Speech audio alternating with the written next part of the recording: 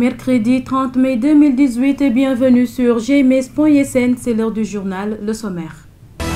Les négociations entre le collectif des étudiants du Sénégal et le président de la République, Macky Sall, qui ont abouti à des compromis continuent de diviser les universités. À Ziguinchor, certains pensionnaires de l'université Assane Seck estiment que le fond du problème n'est pas résolu. Les Sénégalais crèvent l'écran, surtout en cette période de Ramadan, avec les séries télévisées de tout genre. Toutefois, l'opinion reste divisée sur le contenu de ces téléfilms. Vous aurez plus de détails dans cette édition. Bienvenue à tous. Les mesures prises par le chef de l'État pour régler la crise universitaire n'agréent pas certains étudiants de l'université Assane Seck de Ziguinchor. Selon ces derniers, l'État n'a fait qu'atténuer la situation et que le fond du problème n'est pas résolu. Maïmouna Ba a fait un tour à l'université Assane Seck de Ziguinchor avec Paul Manga. Une cour pratiquement vide, des salles de classe presque inoccupées. Voilà le décor de l'université Assane Seck de Ziguinchor suite à la grève illimitée des étudiants. Quelques rares étudiants rencontrés déplorent les mesures prises par le chef de l'État Macky Sall. J'aurais apprécié que les solutions trouvées par le président ne soient pas ça, réduire des tickets au resto, ça ne nous concerne même pas du tout. Et on voulait qu'il limoge par exemple M. Mary Teuw Niane. Il n'a pas fait, bon, il calme les étudiants en leur donnant des tickets, en augmentant. Peine à payer 18 000 francs, tu augmentes à 20 000 francs, comment tu vas le payer? Peine à recevoir, on tue pour 36 000, on te promet 40 000. Comment? Si on reçoit ces 40 000, donc si on fait grève pour recevoir les 40 000, donc l'armée nationale va intervenir. Parce qu'on a réclamé 36 000, la gendarmerie intervient, la police ne suffit pas. Et si 40 000, l'armée nationale va tuer la population. La justice, pas plus que ça. C'est ce que réclament les étudiants pour regagner les amphithéâtres. Ce qui nous a amenés en grève, ce n'est pas seulement pour ça. C'est pour nous voulons la justice de Fadou Sène. Le président a essayé de calmer les étudiants. Il a essayé de masquer la situation. Parce qu'il y a eu mort d'un étudiant. Il aurait dû plus se pencher sur ce problème au lieu d'essayer de calmer les étudiants en leur donnant, en augmentant les bourses et tout. Parce que le problème de l'étudiant, le premier problème, c'est la bourse. Ensuite, il a diminué les tickets du restaurant. L'étudiant, tu lui règles ça, il est content. Tout. Je ne suis pas du tout convaincu. Parce que là, il nous achète. Rappelez que depuis quelques semaines, les étudiants du Sénégal étaient partis en grève à cause de la mort de leur camarade Fallou Sène, tué par les forces de l'ordre à l'université Gaston Berger de Saint-Louis. Le ministère de l'Éducation nationale a mis en place une plateforme informatique dénommée Simen pour mieux harmoniser les statistiques de l'éducation. Ce nouveau portail, qui est désormais le schéma directeur informatique du ministère, a été présenté aux acteurs de Bignona ce mercredi. Sila Diédhiou, chef de la mission du ministère de l'Éducation nationale, s'en est ouvert à notre correspondant Lamine Badiane. Le ministre Serigne Mbaye Thiam, quand il est arrivé à la tête de ce département, il a fait un diagnostic. Ce diagnostic lui donne chaque fois des indicateurs et des statistiques de sources différentes. Vous savez que pour le personnel, on se basait souvent de Mirador. Les statistiques du personnel de Mirador diffèrent des personnels envoyés par les IEF et les académies. Donc, en même temps, si on demandait le nombre d'élèves, les statistiques envoyées à la base sont différentes de ce que la DEPRE va présenter comme statistiques. Aujourd'hui, il a dit non, on se fait ridiculiser au niveau de nos partenaires parce qu'on a plusieurs sources d'informations et de collecte d'informations. Pour maintenant harmoniser les données, on a mis en place un projet qui va venir, vous connaissez bien la cellule informatique SIM, mais le ministre a dit non, ça ne sera plus les prérogatives seulement de la SIM, on va tout mettre dans le nouveau projet qu'on appelle un système d'information et de management du ministère de l'Éducation, dans l'ergonyme SIMEN, qui deviendra maintenant notre vision informatique et un nouveau schéma directeur informatique. On a commencé à faire ce travail pour faire une refonte totale des bases existantes.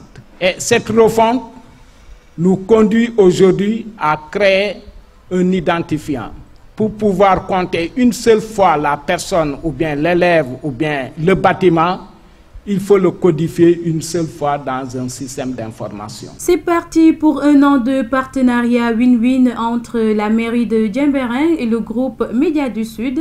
Les deux entités ont scellé leur mariage ce mardi à travers une signature de convention.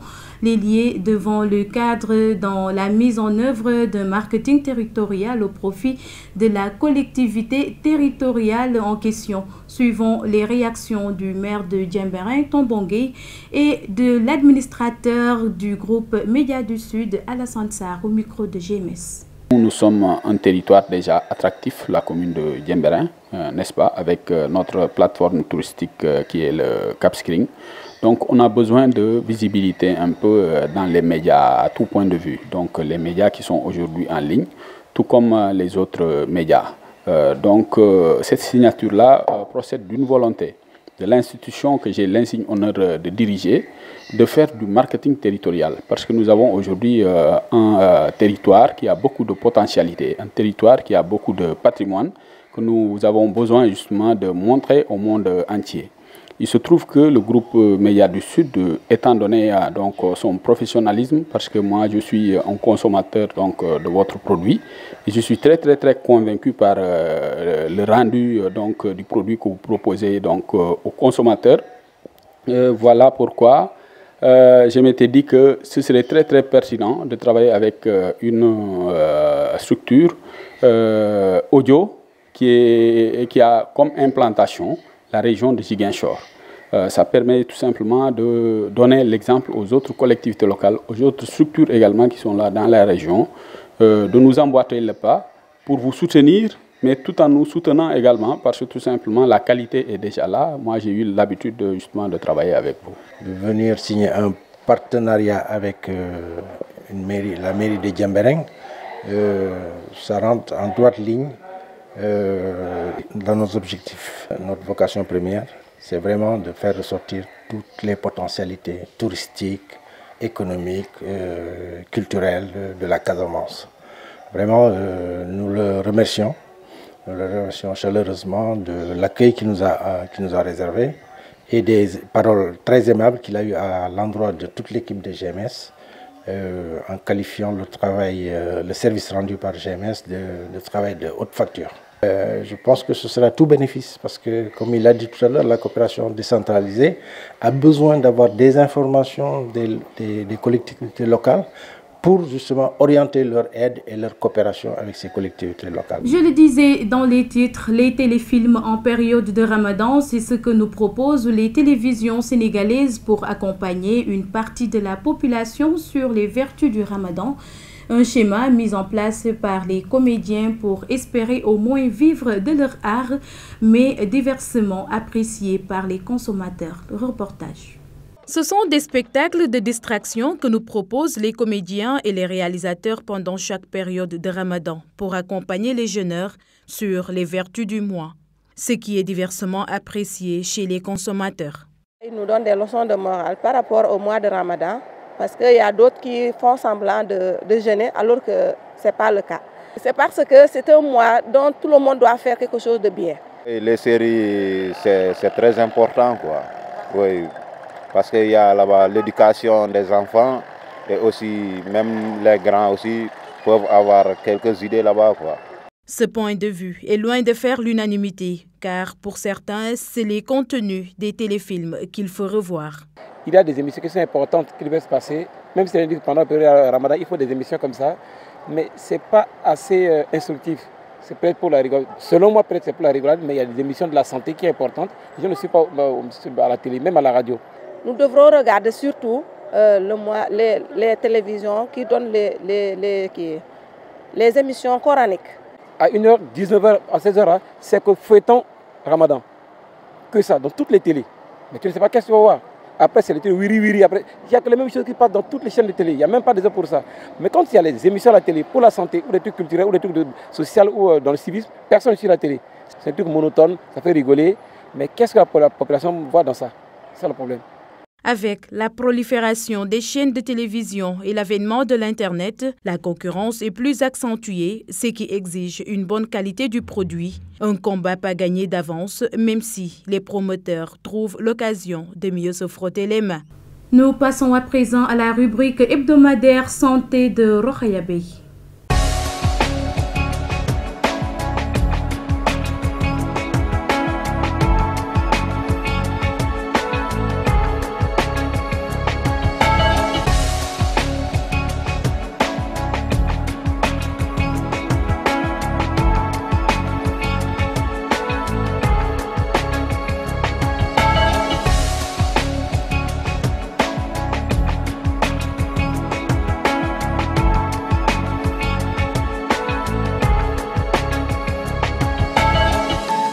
Mercredi 30 mai 2018, bienvenue dans votre rubrique santé. En cette période de Ramadan, la date est très prisée par les musulmans pour la coupure du jeûne. Ce fruit qui nous vient du Moyen-Orient et de l'Afrique du Nord s'avère particulier de par ses nombreuses vertus.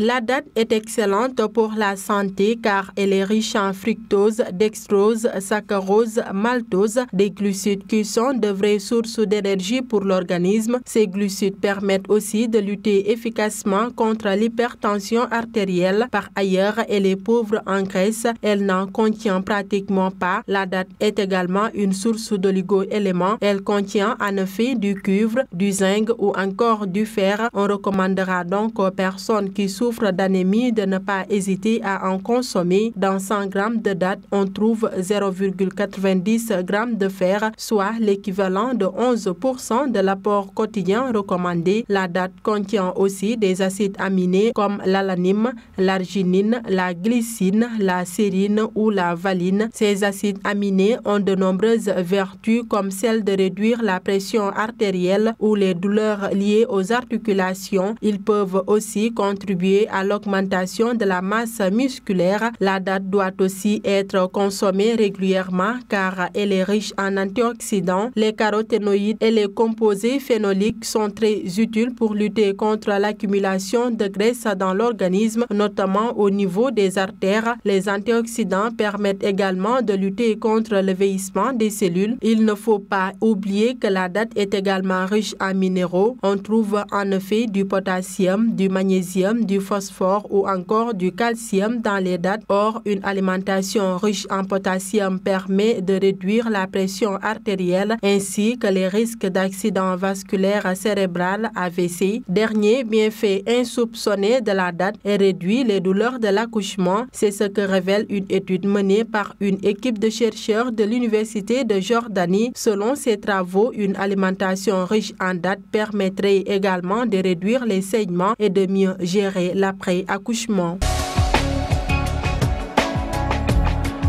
C'est tout pour aujourd'hui. Rendez-vous est donné la semaine prochaine, mais d'ici là, prenez soin de vous.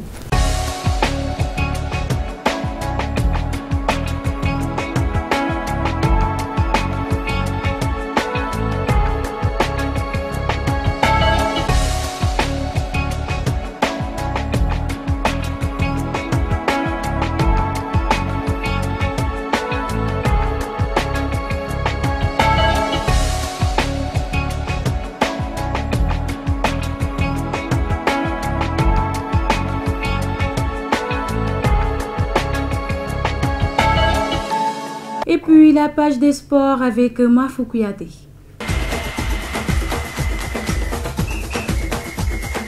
L'annonce a été faite par le vice-président de la fédération Sahersec, Sadio Mané, finaliste malheureux de la Ligue des Champions face au Real de Madrid 3-1, rejoindra le groupe de l'UCC à Luxembourg jeudi. Mané manquera donc le match amical contre Luxembourg qui se jouera le même jour. Les Lions sont en stage de préparation pour la Coupe du Monde à Vittel depuis le samedi passé. Ils rejoindront Luxembourg ce mercredi pour le match amical prévu jeudi à 18h.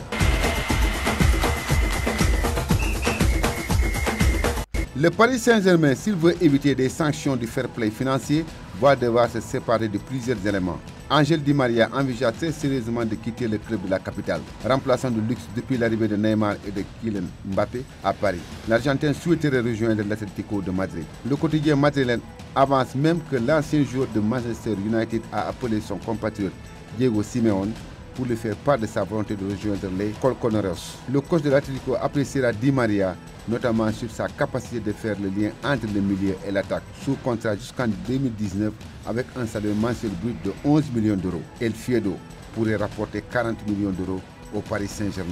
Par ailleurs, le champion de France pourrait également perdre un autre joueur, Adrien Rabiot, dans la tourmente suite à son refus d'être suppléant avec les Bleus pour la Coupe du Monde 2018. Le milieu de 23 ans envisageait de changer d'air et de quitter la France. Une situation dont souhaite tirer profit le FC Barcelone.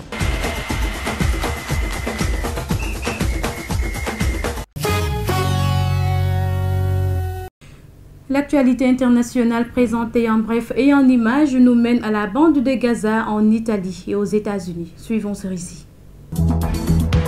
Dans la bande de Gaza, l'armée israélienne a annoncé avoir frappé dans la nuit du mardi 29 au mercredi 30 mai 25 objectifs militaires, 25 objectifs liés au Hamas dans la bande de Gaza en réponse des tirs de roquettes et mortiers. Parmi les cibles figuraient des ateliers pour la fabrication de roquettes, des abris pour des drones ainsi que des infrastructures militaires. Et puis, en Italie, l'Italie fait face à plusieurs scénarios, mais rien de simple pour sortir de la crise politique. Carlo Cottarelli devrait présenter une liste de ministres ce matin, mais les chances d'obtenir le soutien d'un Parlement qui lui est opposé sont infirmes. Et Mattarella pourrait être amené à dissoudre le Parlement pour convoquer des élections anticipées dans les mois à venir. Et enfin, aux États-Unis, un des plus hauts dirigeants nord-coréens est parti pour New York en vue de préparer le sommet historique entre Donald Trump et Kim Jong-un. L'ancien chef de renseignement passe par Pékin où il doit s'entretenir avec le gouvernement chinois juste avant. C'est le plus haut responsable à se rendre aux États-Unis depuis 18 ans. La revue des quotidiens parue ce 30 mai 2018 nous est présentée par Mohamedou Salif Ndiaye. Bienvenue à cette revue de presse de ce mercredi 30 mai 2018. La célébration des 92 ans de Maître Wade et la situation à l'université marquée par une division dans le camp des étudiants sont les principaux sujets au menu des quotidiens reçus ce matin. Le quotidien Enquête souligne que les militants du Parti démocratique sénégalais ont célébré mardi les 92 ans de Maître Abdoulaye Wade en larmes et en pleurs devant sa maison du Point E qu'il compte préserver de toute tentative de saisie. Dans le journal, Babacar Gueye déclare « Moralement, c'est inacceptable, politiquement, c'est incorrect. Nous ne l'accepterons pas. Nous sommes déterminés à nous mettre devant les chars afin que cette maison qui fait l'histoire du Sénégal reste un patrimoine pour cette jeunesse. » L'ancien président de la République a déclaré dans son communiqué qu'il allait ester en justice contre une procédure de saisie de sa maison du Point E dans le cadre du procès pour enrichissement illicite qui a valu à son fils Karim une condamnation. Toutefois, Maître Yerim Thiam, avocat de l'État, a démenti Maître Wade, précisant le domicile dont il s'agit n'a été ni saisi ni fait l'objet d'une quelconque procédure. L'acte signifié au dernier domicile connu de Karim Wade et au Point E est un commandement de pays. Toutefois, Maître Yerim Thiam, avocat de l'État, a démenti Maître Wade, précisant le domicile dont il s'agit n'a été ni saisi ni fait l'objet d'une quelconque procédure. De signifier au dernier domicile connu de Karim Wade et au Point E est un commandement de pays. Vox Populi révèle des notes discordantes dans le camp présidentiel et signale que le cas Abdoulaye Wade divise à l'Alliance pour la République APR. Alioune Badara Cissé, médiateur de la République, chante Wade pour son anniversaire, tandis que Maître Djibril Wade pilonne Seydou Gueye, le porte-parole de l'APR, à la suite de son communiqué sur la saisie de la maison de l'ancien président de la République, souligne Vox Populi. Selon le témoin aussi, Maître Wade divise l'APR. Maître Alioune Badara Cissé lui souhaite un joyeux anniversaire à travers un poème. Maître Djibril Wade désigne Seydou à propos de sa sortie sur l'ancien président, écrit le journal. L'Observateur note que le PDS allume Macky pour la célébration des 92 ans de Maître Wade. Pour protéger Maître Wade, de son patrimoine et tout ce qu'il a fait pour le Sénégal, le PDS déclare la guerre à Macky Sall et son gouvernement selon l'Observateur. Le Soleil annonce que les étudiants de l'UCAD suspendent leur grève après leur rencontre avec le chef de l'État. Macky Sall, qui a reçu lundi la coordination des étudiants du Sénégal, a annoncé une hausse des bourses, la baisse des prix des tickets de restauration, entre autres. Vox Populi, Cheikh Anta Diop suspend sa grève dans la cacophonie des étudiants s'opposant à la décision du collectif qui a rencontré le chef de l'État de lever le mot d'ordre. En même temps, l'UGB réclame toujours justice pour Fallou Sène tué le 15 mai lors d'affrontements entre étudiants et des forces de l'ordre et pose comme condition préalable le départ des ministres impliqués dans cette affaire. Pour Walfadjri, Macky Sall divise les étudiants car si l'UCAD suspend son mot d'ordre en rang dispersé. Les universités de Thiès, Bambey, Ziguinchor et Saint-Louis campent sur leur position. Concernant la mort de l'étudiant Fallou Sène, l'AS annonce que sa famille dépose une plainte contre X tandis que les étudiants de l'UGB campent sur leur position et exigent le départ des ministres impliqués. S'agissant de l'université, toujours, Sud Quotidien souligne que l'État casque 50 milliards de francs CFA pour la hausse des bourses, la réduction du prix des tickets de restaurant, la réduction du prix des tickets de restauration, la réhabilitation des infrastructures, la prise en charge pédagogique et sociale. Le quotidien s'intéresse au directeur général de la nouvelle compagnie Air Sénégal dont le management est déjà décrié avec l'achat de 2 Airbus à 300 milliards sans la garantie de l'État. Alors que la compagnie n'est pas encore totalement opérationnelle, son directeur général Philippe Beaune l'endette déjà fortement pour acquérir des avions au prix fort, rejetant du même coup une option proposée par le FONSIS et le ministère des Finances qui aurait pu permettre de faire des économies, écrit le journal. Mais le DG pense qu'aucune structure sénégalaise ne pouvait faire mieux que ce qu'il a fait, ajoute la publication qui affiche à sa une. Pas un bon décollage. C'est tout pour les parutions. À vos journaux et bonne lecture. Merci à toi Mohamedou Salif Ndiaye. C'est par cette revue des quotidiens que nous bouclons cette édition. Merci de l'avoir suivi. Excellente suite des programmes sur gms.sn et sur la 89.3 FM également. Au revoir.